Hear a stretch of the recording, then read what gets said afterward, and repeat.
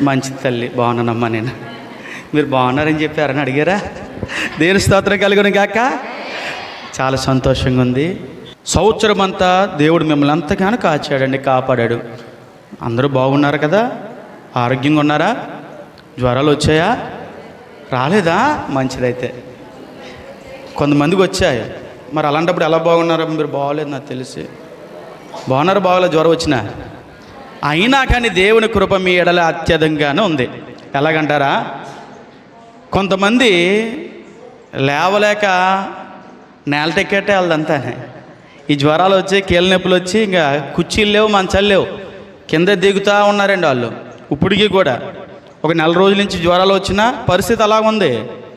కానీ దేవుడు ఒకవేళ మీకు జ్వరం వచ్చినా, బాధ వచ్చినా, నీరసం వచ్చినా, ఆయాసం వచ్చినా, ఆవేశం వచ్చినా కానీ దేవుడు మిమ్మల్ని సమాధానపరిచి ఆరోగ్యం ఇచ్చి ఇలా నిలబెట్టాడు కదా చక్కగా. ధన్యులం కాదంటారా? దేవుని స్తుతించండి.